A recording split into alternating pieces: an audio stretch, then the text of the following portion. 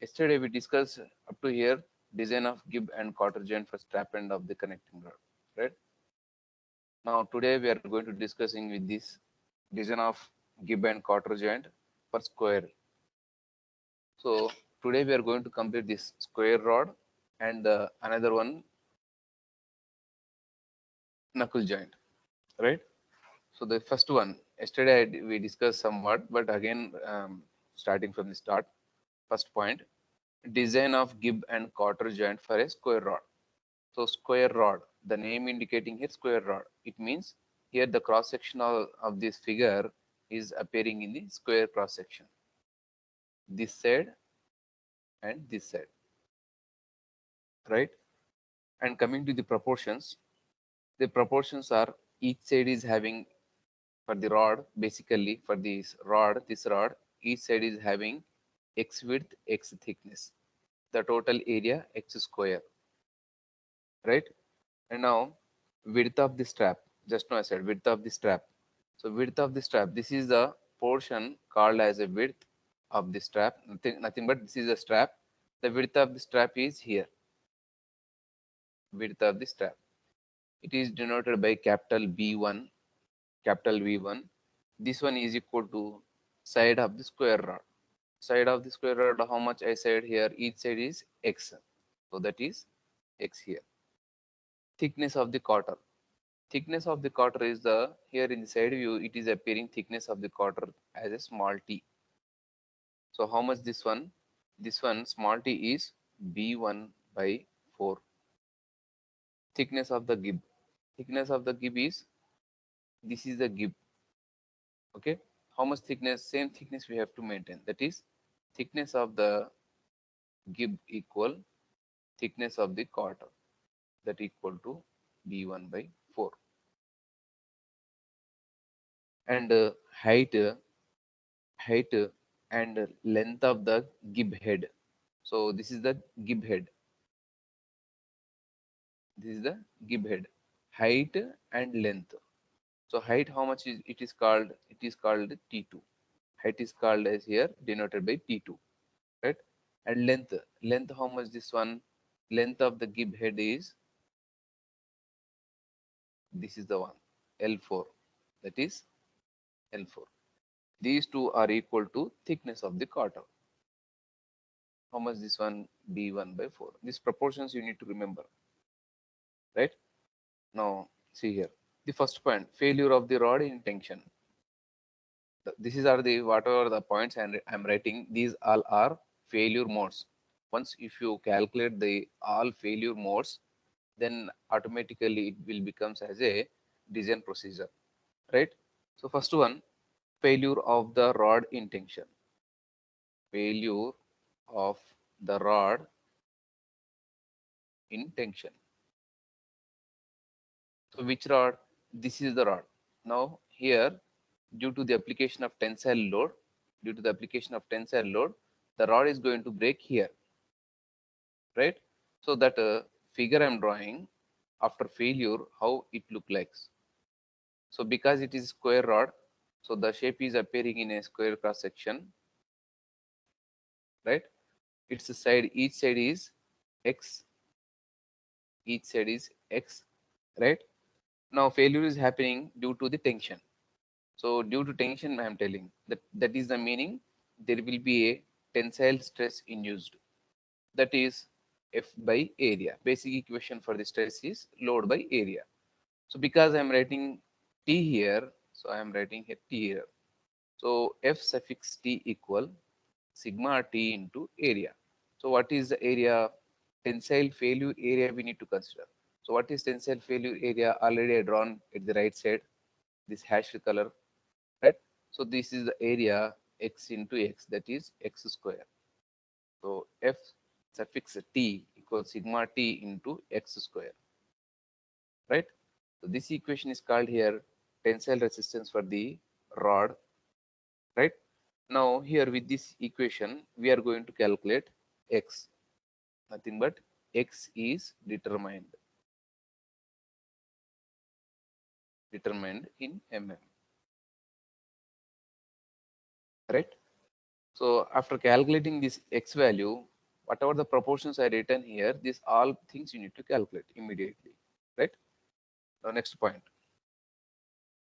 So in examination, listen, this figure whatever appearing on the screen, the quarter gib headed quarter joint, this at any cost you need to draw in the examination with a neat sketch, right? Now the second point. The second point, failure of the gib and quarter in a shear. Failure of the gib and quarter in shear. So these figures you need to draw. I'm drawing here. Failure of the quarter gib in a shear. How it look like I'm drawing here.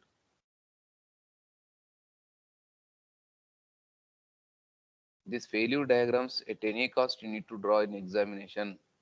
There will be marks allotted for these diagrams.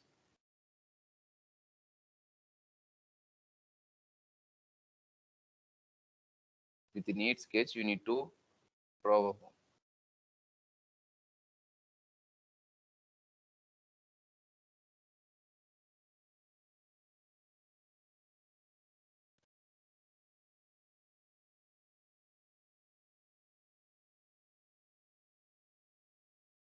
So this is the failure area for the gib portion. Here at the top, one failure, at the bottom, another failure. Total two failure areas. Now quarter for the quarter. For the quarter, I'm drawing.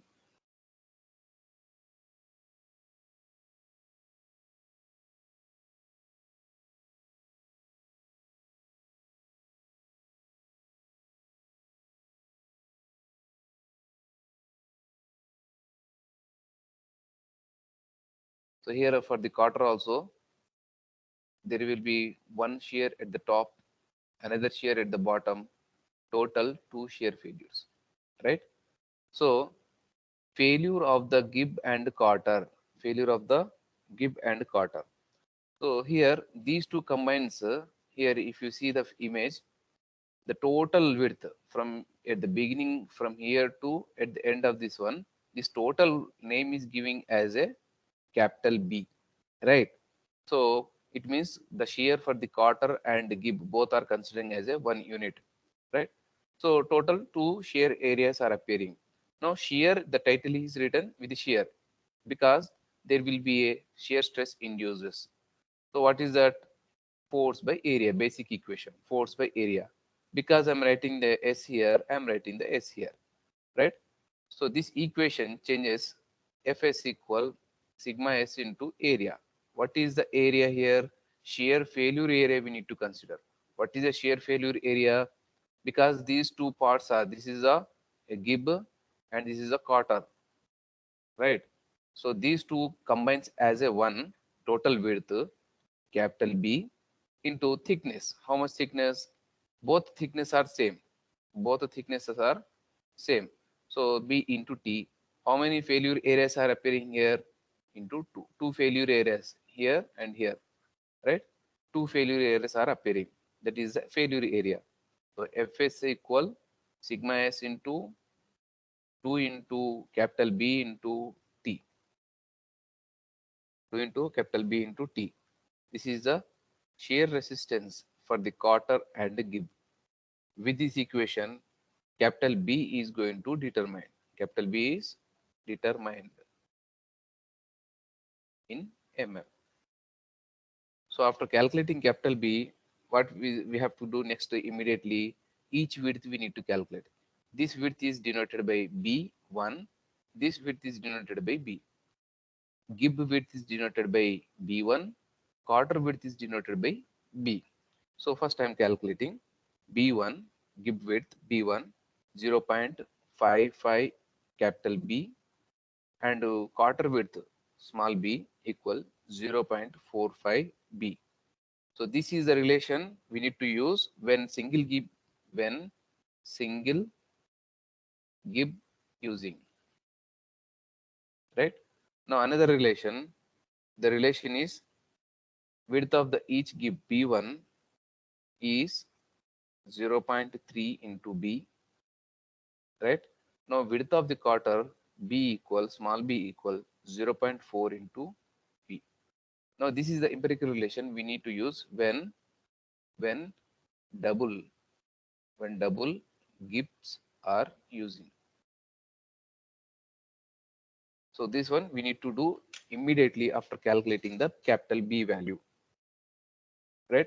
So this failure areas, remember failure areas drawing on the right side of the title is very important. There will be marks allotted for these diagrams. Remember this point. Now third point. The third point is failure of the strap end. Failure of strap end. Failure of the strap end in tension. In tension at weakest portion.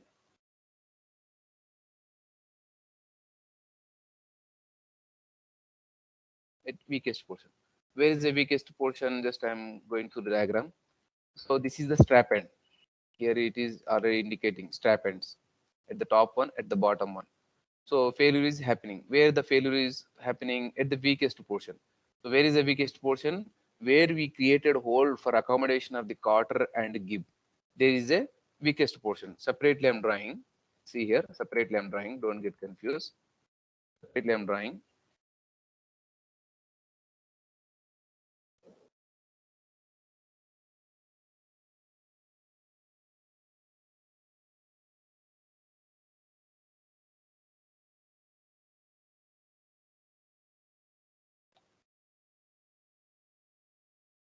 Separately I'm drawing.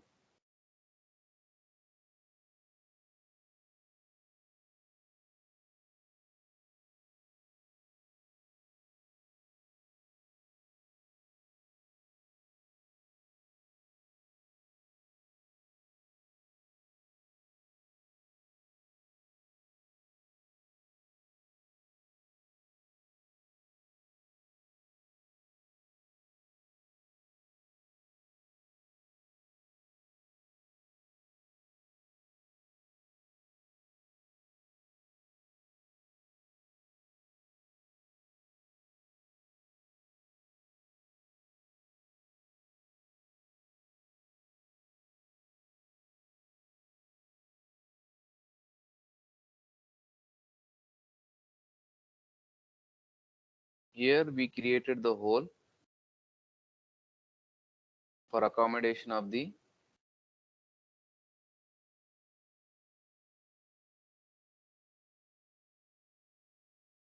see. Here we created the hole for accommodation of gib and quarter. Gib and quarter is going to inserted here, right? So failure of the strap end. This is the ends. These are the ends. Failure of the strap ends at the weakest portion in tension. So why tension? Because pulling the force here. Pulling type of force is applying here, right? So after failure, how it look like? I'm drawing. See here. So at the weakest portion, here is the weakest portion. Here it is the weakest portion because the holes are created here. So at the holes, at the fillets, at the notches, the stress concentration is more, very more. Due to that reason, the failure is happens, right? Already we discussed in the first unit. So at the weakest portion, I'm drawing C here. Like this, the failure areas are going to appear. The failure areas are going to appear in this manner, right? This back color portion separately I'm drawing.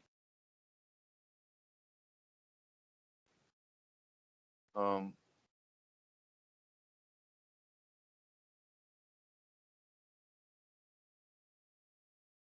these black color portions,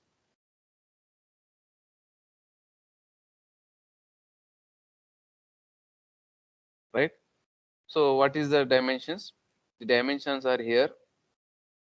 So this inner gap is referred as x. Inner gap is referred as x, and this uh, total width is x, right? So the total width is here is it is x, and the inner gap is x, right? And now, so x means width of the each strap is B1, right? And its thickness is T1. From the diagram, by seeing the diagram only I'm drawing here, right? So it's the width of the each strip is T1, thickness of the strip is T1, and width of the strip is B1, right? And now the gap, how much we created here, the hole, how much we created, quarter width, sorry, quarter thickness of the gap we created here, T, right? And now this area, this hashed color portion we need to consider as a failure area. This hashed color portion we need to consider for the failure area, right? Now, so tension, here I am writing the tension. So because the reason tensile stress is induced, force by area, basic equation. So because I'm writing the T here, here also I'm writing the T. So F suffix T equals sigma T into area, failure area. So what is failure area? Separately I'm writing here, failure area for this figure, failure area for this figure from the whole B1, from the whole B1 into T1 minus T1 into T. B1 minus T1, B1 into T1 minus, just wait a minute.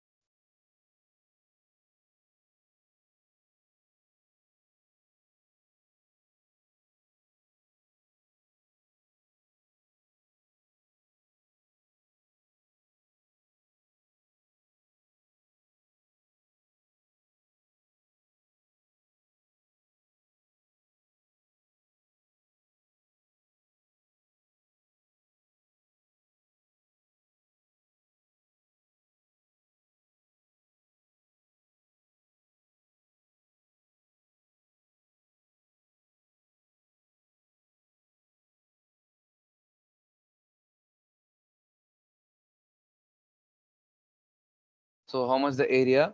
B1 into T1, it means total B1 into T1, B1 into T1 minus this portion I'm subtracting. How much this portion?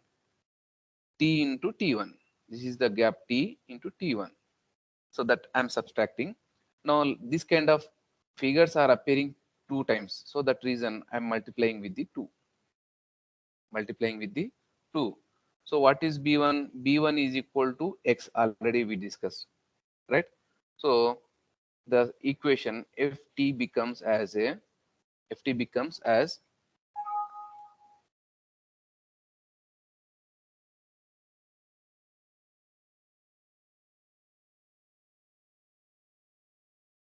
ft becomes sigma t into 2 into b1 t1 minus t1 into t, right?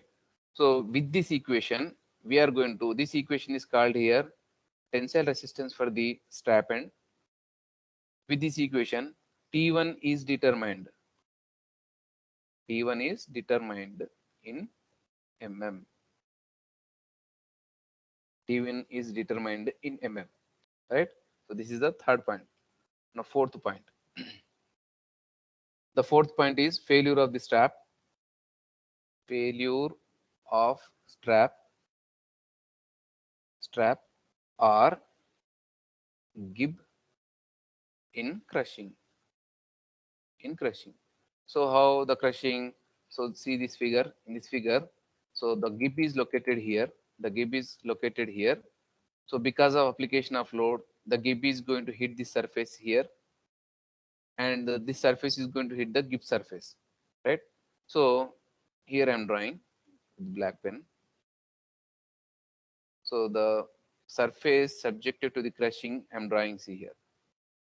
Here the crushing, and here the crushing is going to take place, and here the crushing is going to take place, and here the crushing is going to take place, right? In the same manner, the other end is there, another end is appearing, the another end is going to inserted here, and that surface also, the slot whatever we created for the accommodation of the quarter and gib, that surface also going to subjected to crushing, right? So due to that reason, the crushing stress is going to induced. So how, what is the crushing stress? Crushing stress equal load by area. So because I'm writing C here, here also I'm writing C. So this equation modifies as Fc equals sigma C into A, right? So what is the area here? So separately I'm drawing here, one portion I'm drawing, one portion after breaking, one portion I'm drawing, one portion of the strap I'm drawing,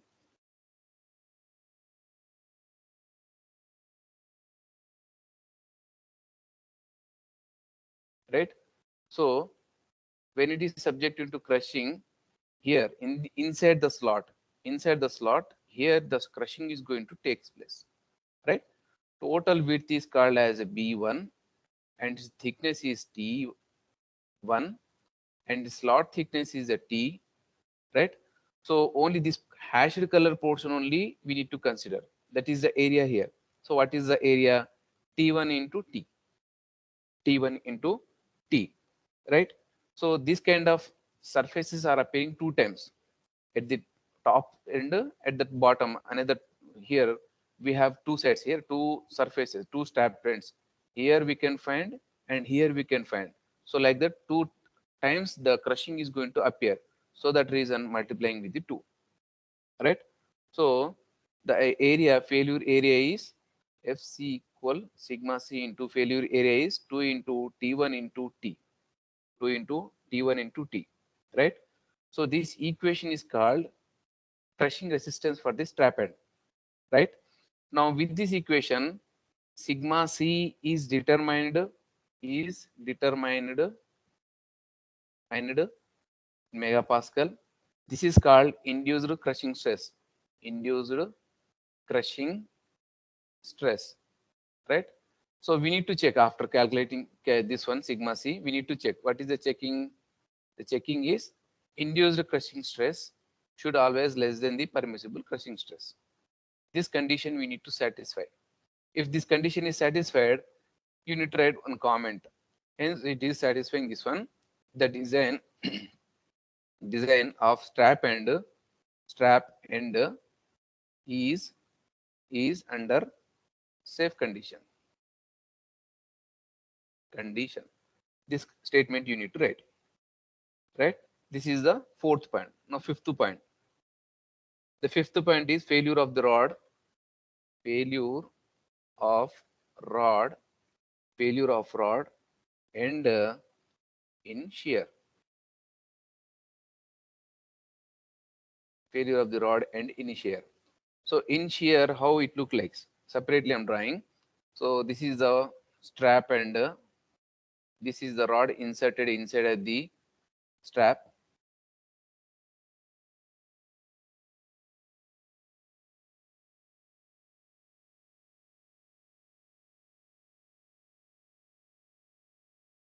So this is inserted inside, and the hole is created here for insertion or accommodation for the cotter and gib, right?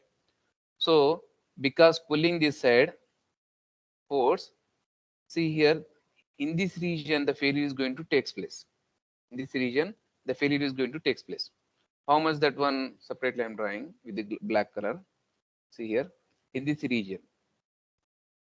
In this region I'm drawing. Only this portion is going to come outside. Okay. So this black color portion I'm drawing separately. Separately. Right. So how much this thickness value? Thickness of the quarter T, right? And this is the failure area. This failure area is appearing here at the front side from the back side. Total two failure areas are going to appear, or else we can say one failure area we can say we can see from this side, another failure area we can see from this side. Total two failure areas are going to appear, right? So its height is x, and its length is L. Its length is L1, right? So this is I am writing by seeing the diagram, main back diagram. From see here. So this is the L1. Here it is the L1. Okay, L1, and its height is x. Height is x. Height is x. Right. So these are dimensions. Now failure of the rod in a shear. So shear, because shear stress is induced. Sigma is equal force by area. General equation, this is the one. Now because I'm writing S here, this is also I'm writing S here, right? So with this, Fs equal sigma s into area, right? So what is the area? Shear area, shear failure area we need to consider. What is the shear failure area? X into L1, x into L1. Now because the failure is happening two sides, so that reason multiplying with the 2, right? That equation I'm writing here. Fs equals sigma s into 2 into x into L1. This is the shear resistance for the rod end, right? So with this equation, L1 is going to determine. L1 is determined in mm. L1 is determined in mm, right? Now the next point, sixth point, failure of the strap end in shear. Failure of strap end in shear. So failure of the strap end in a shear. So where the strap end, now here we can find the strap end. Here in this region, the failure is going to take place. Okay. So the strap end length is given. See, the length of the this side of the strap end is L2, right? And thickness of the strap end is T1, right? So strap end I'm drawing. Strap end I'm drawing. So strap end separately I'm drawing again.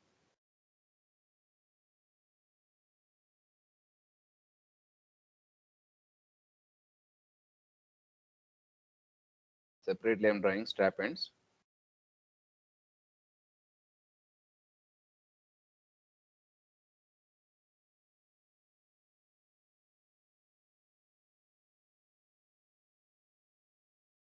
So this is a strap end, and here we created the hole for insertion of the gib and cotter, right?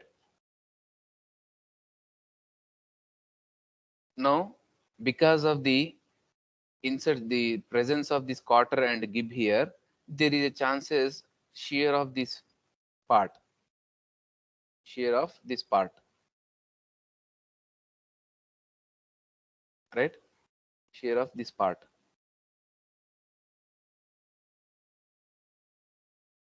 So these two parts separately I'm drawing here.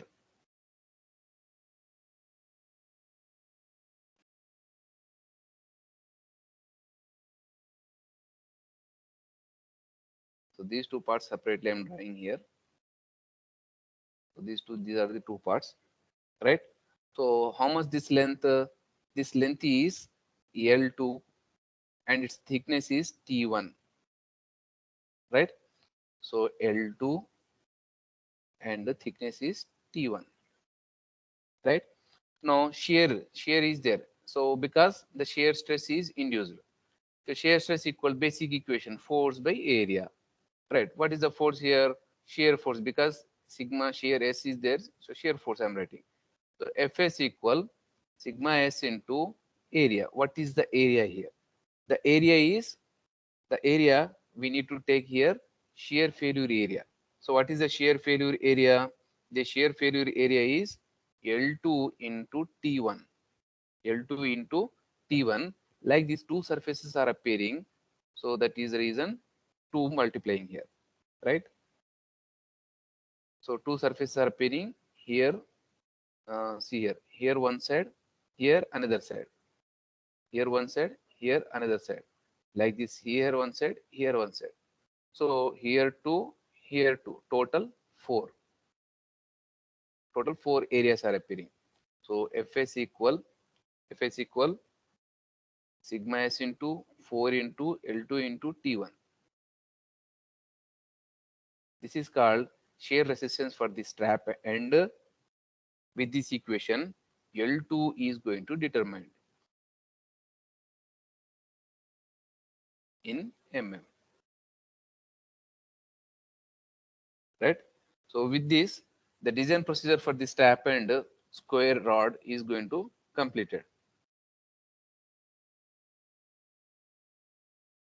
You people take this problem, take a screenshots and solve the answer same as this we discussed in the just now we discussed the same problem.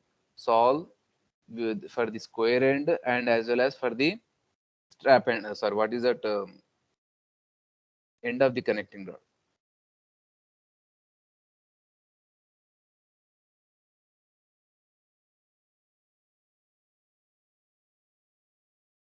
right?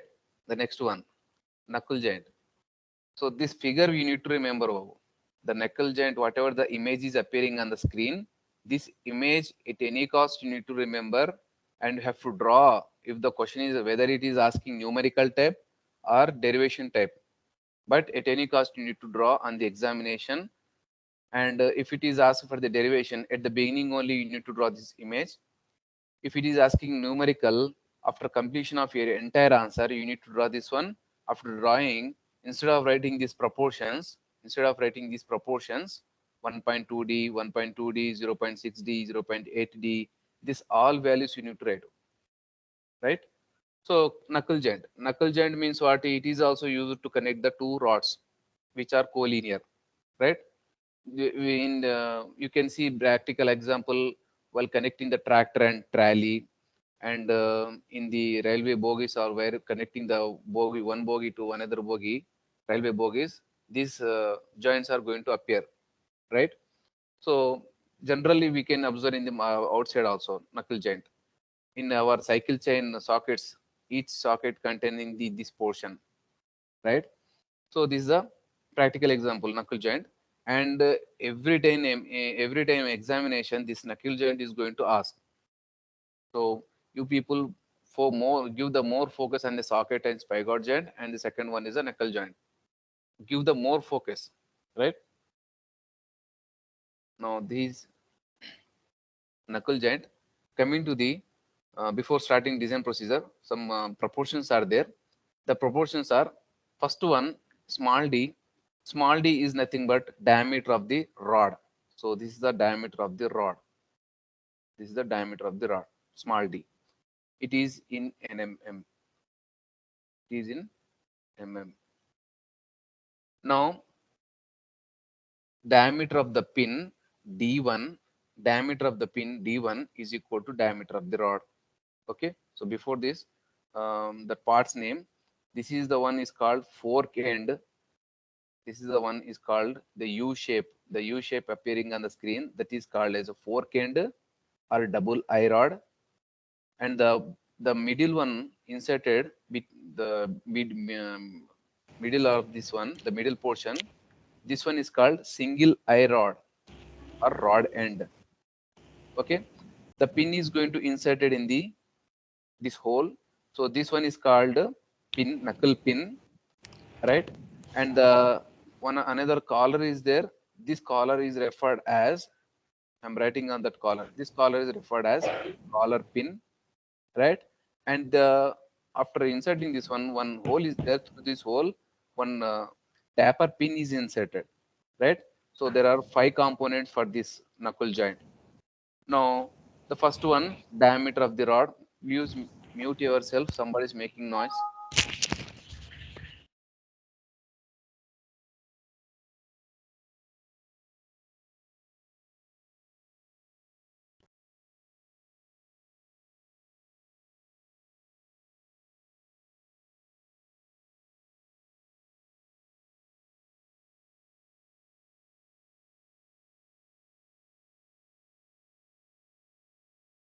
So D1 is nothing but diameter of the pin, outer diameter of the eye, outer diameter of the eye denoted by D2, that is equal to 2 into D, diameter of the knuckle pin head. This is the knuckle pin head, knuckle pin head.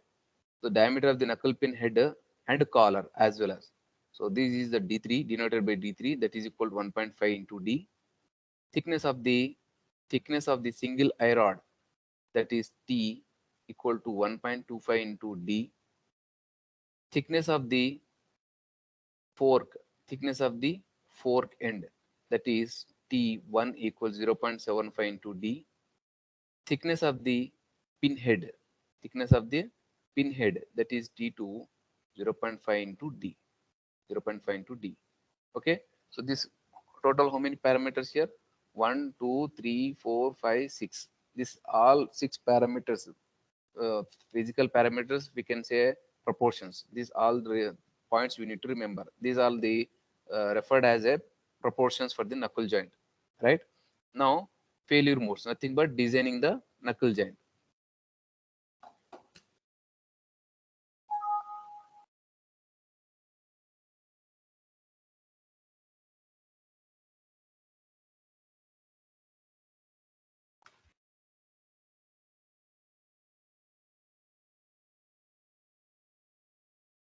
Now, failuring.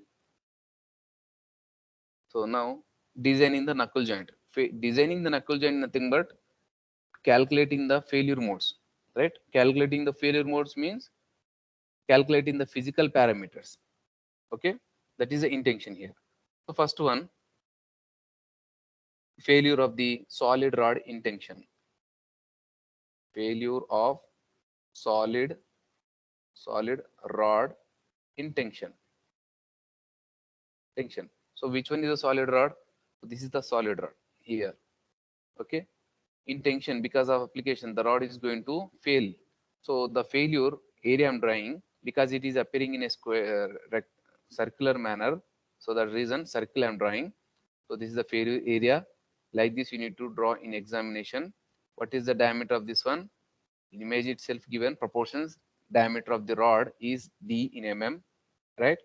Now failure of the rod in a tension. So because the tension, tensile stress is induced here. So basic equation, force by area, force by area. So here, because the writing T, here also writing T, F suffix T equals sigma T into A, right? Now what is the area? The area is pi by 4 into D square. That area I'm writing here. F suffix T equals sigma T into pi by 4 into D square. This equation called here tensile resistance for the solid rod, and here D is going to determine. D is determined in mm. This is the first point. Now the second point. The second point, failure of the knuckle pin in a shear. Failure of knuckle pin in shear. So knuckle pin in shear. So I'm drawing, see here, knuckle pin, half of the knuckle is going to sit in the top fork end, and the another middle portion of the knuckle pin is going to sit in the single eye rod, and the last portion of the knuckle pin is going to sit in the lowest fork end. Okay, so this kind of failure you can find at the top one and the bottom one, or here one or here one. These two called as a two shear failure areas, right? Now here shear is there. So shear is appearing. That is shear stress equal force by area. Because S is writing here, here also I'm writing S. So Fs equal shear stress into area, right? So what is the area here? The area is the diameter of the knuckle pin is denoted by D1, right? So what is the area? Pi by 4 into D1 square into 2, because two failures areas are generating. That area I'm writing here. Fs equal sigma s into pi by 4 into D1 square into 2. This equation is called shear resistance for the knuckle pin. With this equation, D1 is determined. D1 is determined in mm. This is the second point. Now the third point. The third point, failure of the single eye rod, failure of single eye rod, single eye rod in tension. In tension. Single eye rod, roughly I'm drawing. This is a single eye rod.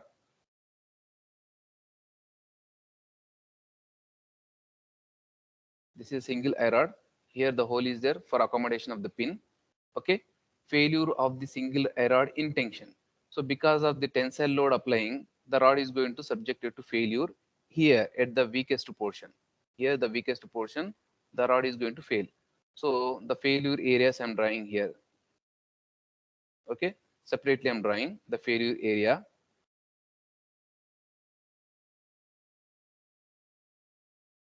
Right. The failure area. So D2,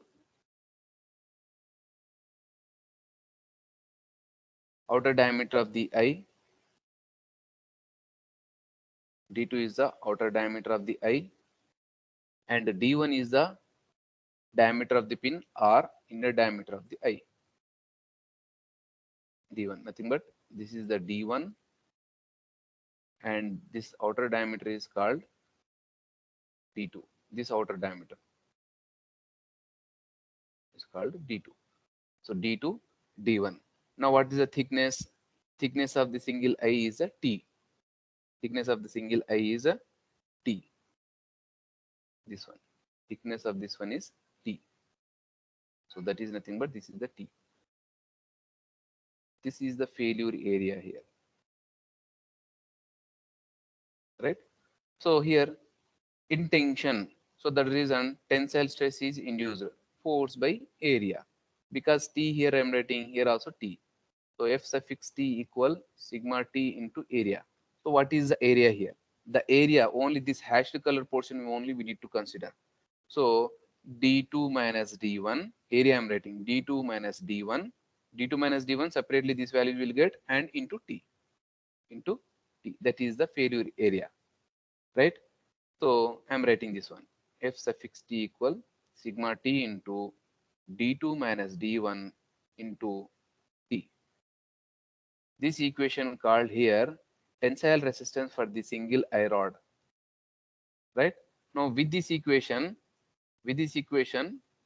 sigma T, induced sigma T is going to determined in megapascal, and checking induced tensile stress should always less than the permissible tensile stress. This condition satisfied. If it is satisfied, write the comment design is safe. Is safe. This is the third point, right?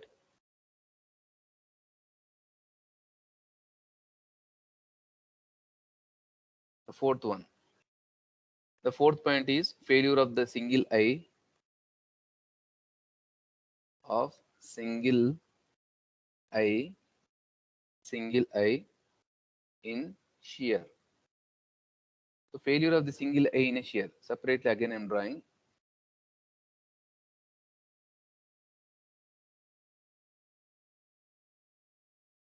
Right? This is the whole. Single eye rod is going to fail in a shear. So shear is going to take place here. Right? So no, I'm drawing this one. So this one is coming outside.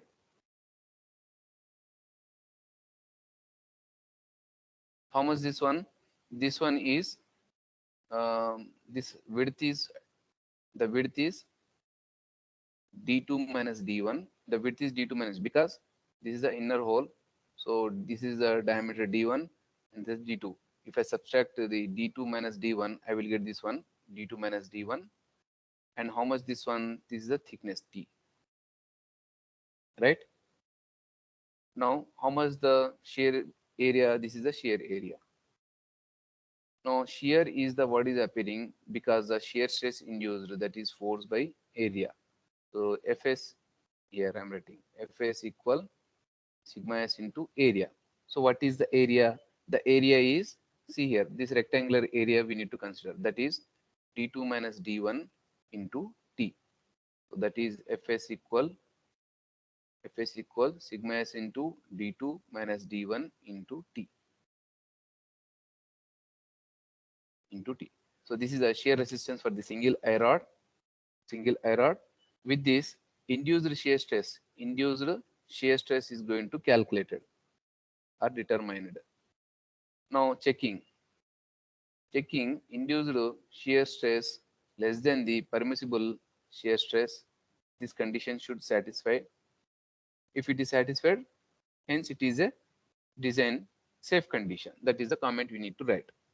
This is the fourth point. Now fifth point. The fifth point is failure of the single I rod in a crushing. Failure of single I rod in a crushing. So single I rod in a crushing. So crushing is going to take place here in this region. Separately I'm drawing in the hole. The crushing is going to take place. Okay. So crushing, how much this one? The crushing d1 inside diameter is d1 into t.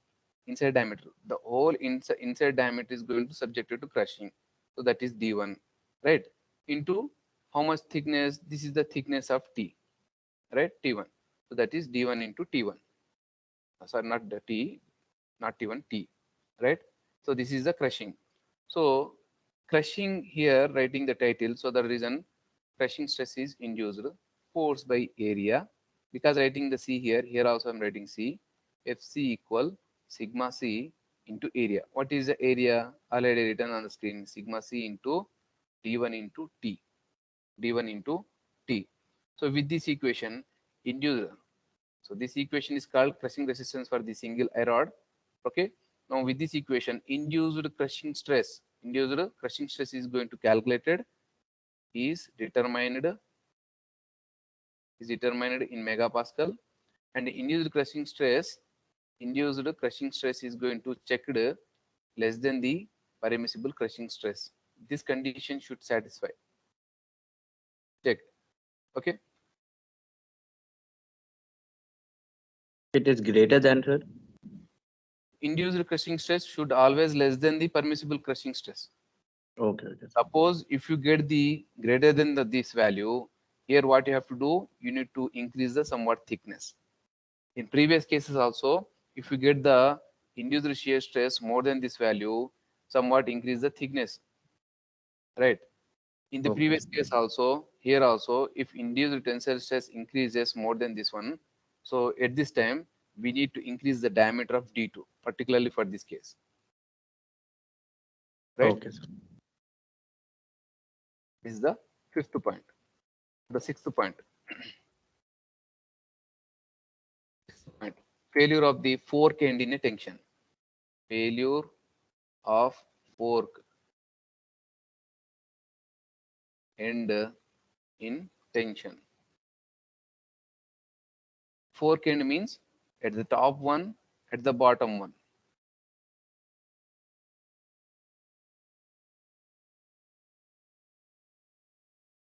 Okay, try to understand, Babu.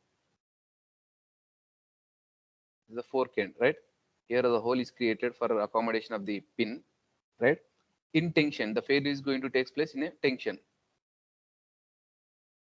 So in tension, at the weakest portion, the failure is going to happen.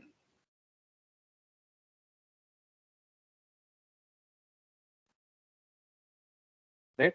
That portion I'm drawing separately.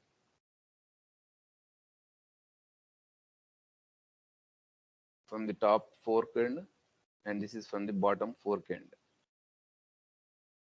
These are the failure areas.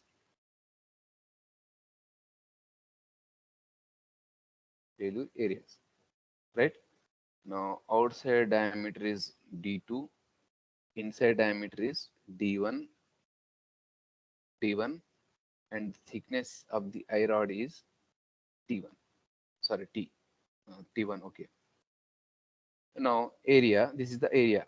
Now tensile stress is, because the failure is going to happen in a tensile. So tensile stress equal failure force by area. So because I'm writing the T here, here also I'm writing T. F suffix T equals sigma T into area, right? What is the area here? The area is D2 minus D1, D2 minus D1 into T. Like this, here one surface, here another surface. Two surfaces are appearing into two. So F suffix T equals sigma T into 2 into D2 minus D1 into T. D2 minus D1 into T. This equation is called tensile resistance for the fork end. Okay. With this, induced tensile stress, induced tensile stress, induced tensile stress is going to determined in megapascal. Now checking, checking induced tensile stress should always less than with the permissible tensile strength. This condition we need to satisfy. Okay. Seventh point, failure of the fork end in a shear. Failure of fork end in shear. In shear. So in shear also same equation will get, because see in this figure, shear is going to take place here. Shear is going to take place here. So separately I'm drawing here. The shear portions I'm drawing here.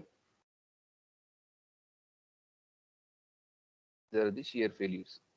How much this one? This one with the reference of center point, inner diameter is D1, outer diameter is D2, and its thickness is T1, right?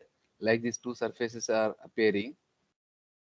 Two surfaces are appearing. Here one, here another one. So the area is here. How to get this width? This is the gap of D2 minus D1. Okay, D2 minus D1 into T into 2.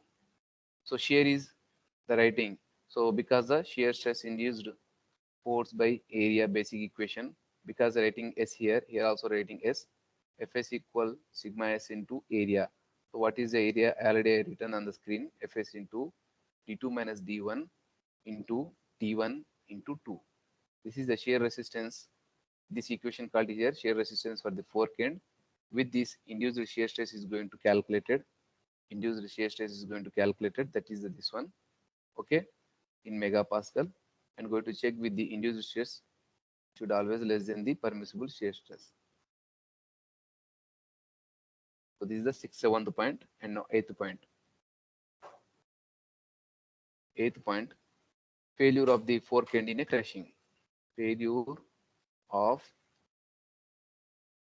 fork end in crushing. Failure of the fork end in a crushing. See this figure. The crushing is going to take place in this hole, through this hole. The crushing is going to take place through this hole. Okay. So the inside diameter is D1.